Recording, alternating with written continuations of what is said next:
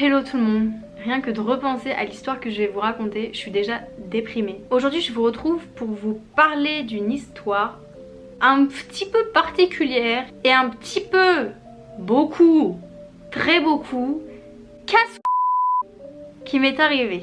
C'est la première fois que je fais une vidéo story time sur ma chaîne, donc écoutez, j'espère que ça vous plaira. C'est vrai que j'ai pas vraiment beaucoup d'anecdotes extraordinaires à vous raconter parce que j'ai une vie en fait assez banale mine de rien. Donc je pensais pas faire ce genre de concept un jour, mais c'est vrai qu'en y repensant il y a vraiment une histoire qui m'est arrivée et que très clairement je ne souhaite à personne. Et c'est une histoire qui est en plus de ça liée en fait à la Corée du Sud, puisque c'est lié à mon voyage en Corée du Sud. Donc je me suis dit que ce serait peut-être pas mal que je vous en parle, parce que mine de rien, en vous expliquant mon histoire, ça pourra peut-être en sauver certains. Vous comprendrez pourquoi je dis ça à la fin de la vidéo du coup. Bah écoutez, c'est parti.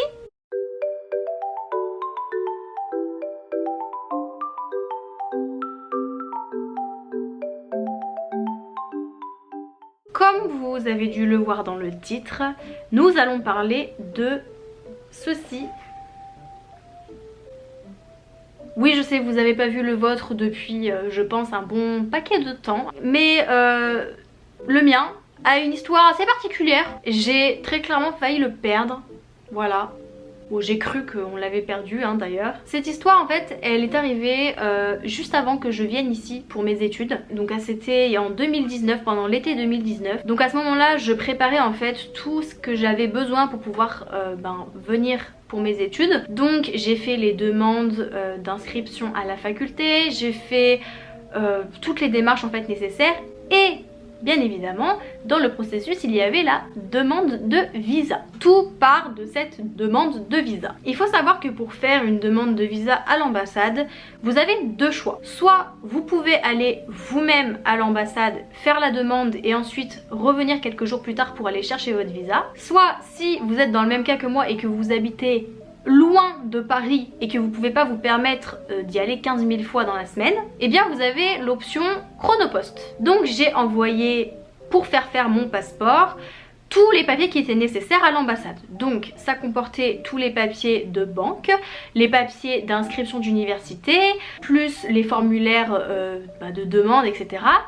Et lui, parce que bien évidemment pour faire un visa vous avez besoin de donner votre passeport pour qu'il puisse vous le coller, enfin vous le mettre à l'intérieur. Il est là le petit vilain. J'ai donc envoyé ça par Chronopost. Et il faut savoir que sur le site de l'ambassade, donc pour faire les demandes de visa, il y a précisé que un visa se fait en 5 jours ouvrables. Le temps que Chronopost arrive donc jusqu'à l'ambassade, puis le retour puisque l'ambassade devait me le renvoyer après. Donc je me suis dit bon, en 7 jours ouvrables ça devrait être fait. J'ai donc laissé le temps passer, voilà. Et en fait deux semaines après, donc très clairement 14 ou 15 jours plus tard, j'ai commencé à me poser un petit peu des questions. Parce que je me suis dit bon, certes il faut 7 jours ouvrables, peut-être plus au cas où, mais c'est vrai que 15 jours ça commence à faire un peu beaucoup. Connaissant un petit peu l'administration française qui est d'une lenteur, je crois que même les escargots les battent à la course, je me suis dit bon, laisse faire, il me reste encore du temps avant de partir, donc tu sais quoi, bon laisse encore un petit peu de temps et au pire des cas tu appelleras l'ambassade tout simplement et puis voilà quoi. Et en fait le temps passait et on commençait à s'approcher en fait de la date de départ. Donc j'avais déjà mon billet d'avion, il faut savoir. Pour vous montrer un petit peu la période dans laquelle on était, c'est-à-dire que j'avais mon avion le dimanche, voilà. Et on était très clairement jeudi matin, le jeudi juste avant que je parte, et j'avais toujours rien reçu. Ça commençait à faire 2 semaines et demie je crois à peu près que j'avais tout envoyé. Et donc ça m'inquiétait puisque la date de départ commençait à arriver assez vite au final et j'avais toujours rien. Donc j'ai fait ce que toute personne ferait je pense dans ce cas là, j'ai appelé l'ambassade. J'appelle l'ambassade et je tombe, pour pas m'aider, sur une personne, donc sur une coréenne qui parlait français pas super bien. J'arrivais à comprendre ce qu'elle me disait, mais j'avais l'impression qu'elle ne comprenait pas ce que je disais, en tout cas pas très bien, malgré le fait que je parle doucement et que je parle distinctement pour l'aider. Donc je lui demande, en fait je lui explique la situation, je lui dis écoutez madame, ça fait 2 semaines et demie que normalement mon visa aurait dû être fait, j'aurais dû le recevoir, voilà, j'ai envoyé les papiers il y a 2 semaines et demie, donc j'aimerais savoir où est-ce que ça en est. La dame me répond donnez-moi votre nom. Ok, je donne mon nom, je donne mes coordonnées, je donne la date à laquelle j'ai envoyé le colis, à la date à laquelle ils sont censés le recevoir, puisque sur les colis Chronopost, vous avez la date à laquelle ils vont le recevoir. C'est des colis qui sont très très rapides, donc voilà. Et donc la dame cherche dans ses fichiers, j'imagine, sur ordinateur, enfin sur un peu tout, et elle me dit, bah écoutez, on n'a jamais reçu votre colis. Pardon? Sauf que moi, le numéro de suivi que j'avais, quand j'allais regarder, il faut savoir qu'il était marqué depuis 2 semaines, et c'est pour ça que je m'inquiétais pas, il était marqué qu'il avait été livré. Voilà, il avait été réceptionné. Quand elle m'a dit ça, au début je me suis dit bon, peut-être qu'elle a mal cherché. En fait, j'avoue que c'est un petit peu de ma faute, mais j'avais du mal à lui faire confiance en fait à cette dame, tout simplement parce que j'avais l'impression qu'elle ne comprenait pas ce que je disais. Elle bafouillait, elle me disait mais votre prénom, mais quand vous l'avez envoyé, mais pourquoi vous l'avez envoyé? En fait j'avais l'impression que je devais lui redire 15 fois la même chose, et du coup ça ne me rassurait pas du tout en fait, puisque j'avais l'impression qu'elle cherchait mal. C'est peut-être pas du tout hein, j'imagine qu'elle est très bien formée pour faire son boulot, mais en tout cas j'avais l'impression que elle faisait pas bien ce qu'il fallait, voilà, donc ça commençait à m'énerver. J'ai répété vraiment genre 5 fois l'histoire très clairement. Et elle me dit non écoutez je sais pas où c'est, enfin avec un accent très très prononcé, écoutez je sais pas, on n'a pas reçu, voilà. En fait très clairement je voulais juste qu'elle se bouge un peu, parce que moi j'étais dans le mal d'avoir écouté cette phrase, on n'a pas reçu votre passeport. Du coup en fait je voulais qu'elle m'aide, très clairement j'étais en mode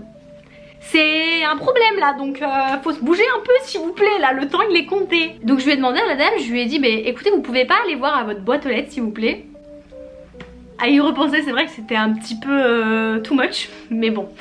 Elle a été voir, écoutez, donc c'est que ça a pas dû la déranger. Elle a été voir à la boîte aux lettres, elle me dit non écoutez rien du tout, on n'a rien reçu, je vais revérifier. Donc elle revérifie, elle trouve toujours pas, et elle me dit vous avez envoyé par Chronopost et tout. Je fais oui oui.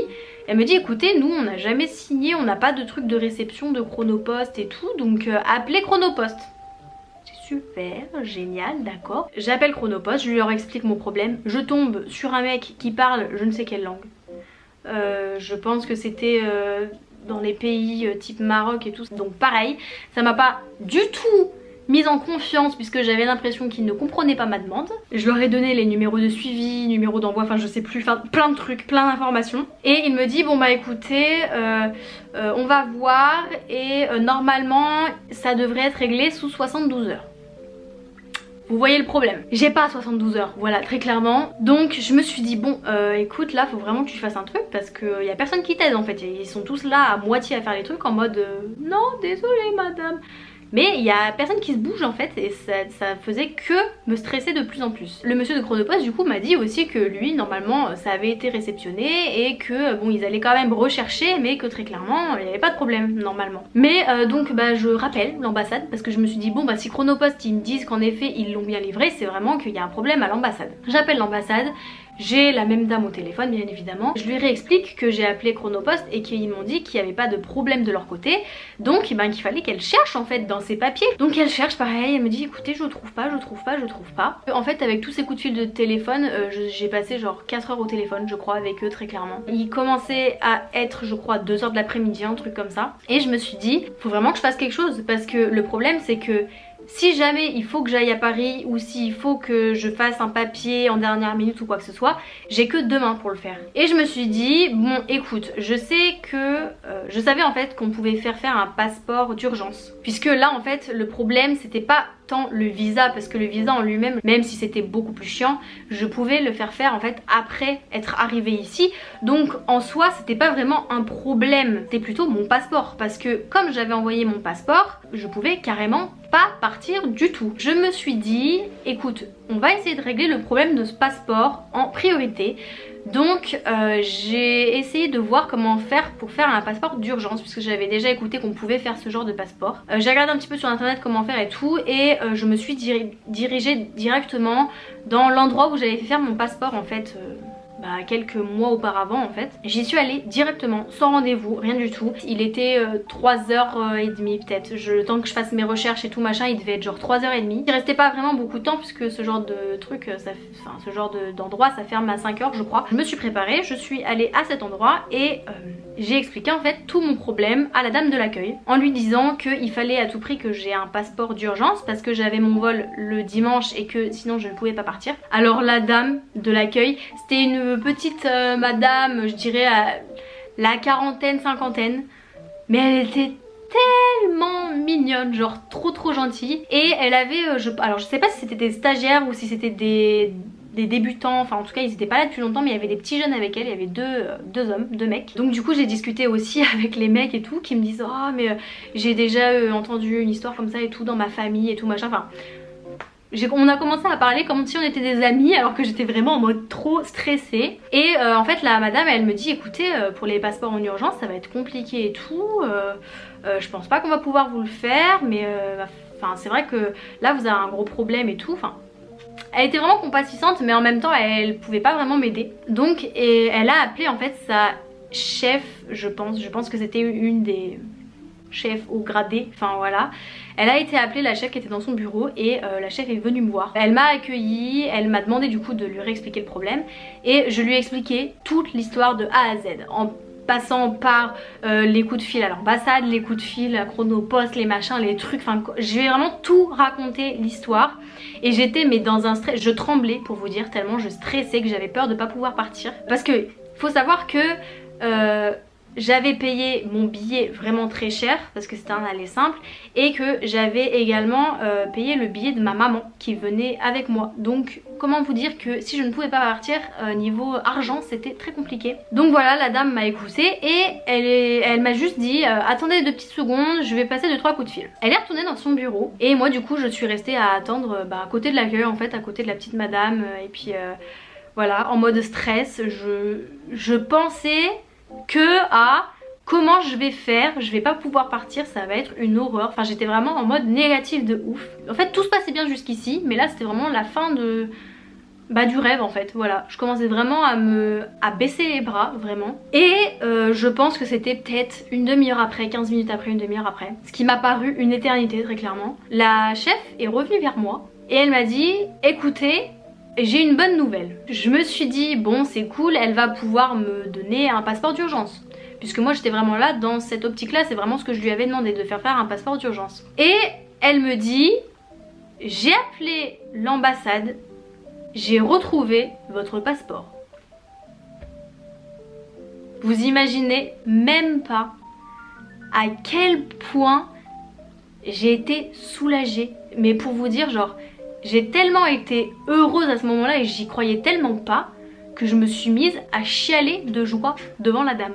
Donc en fait ce qui s'est passé c'est que la dame a appelé tous les services de l'ambassade, mais genre tous les services, et qu'elle a demandé à tout le monde de chercher dans leurs papiers et que voilà du coup grâce à ça ils ont retrouvé mon visa. Mais genre cette dame, mais j'ai jamais vu une dame aussi je sais pas comment vous dire, en fait elle paraissait très charismatique et très stricte mais c'est ma sauveuse. Je veux dire elle avait pas forcément enfin si elle avait pas eu envie de le faire elle l'aurait pas fait. Je veux dire c'était pas son rôle non plus d'appeler tout le monde à l'ambassade, faire chier tout le monde voilà pour au final retrouver un passeport.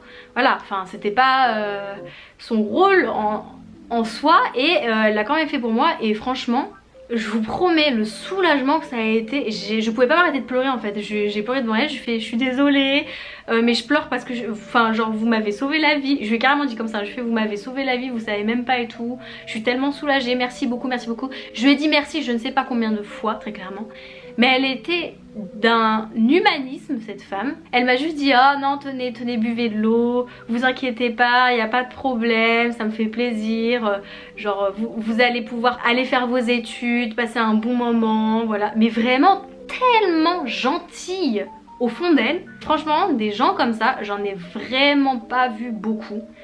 Et je la remercie mais vraiment 1000 fois cette dame. Et donc elle me donne de l'eau du coup. Et en fait du coup elle m'explique ce qui s'est passé. Et il s'avère qu'en fait ils n'avaient pas réceptionné le passeport dans le bon service. Et du coup bien évidemment ils n'avaient pas pu traiter ma demande de visa Donc voilà, elle me dit écoutez, du coup vous allez devoir aller à Paris pour aller chercher votre visa demain. Vu qu'on était le jeudi et que en jour ouvrable il restait plus que le lendemain, il pouvait pas me l'envoyer par la poste, voilà. Donc je lui ai dit écoutez, c'est pas grave, je prendrai le train, je ferai 3 heures de train aller, 3 heures de train retour s'il le faut, mais c'est pas grave. Je suis allée du coup le lendemain à Paris dans l'optique donc du coup de récupérer mon passeport.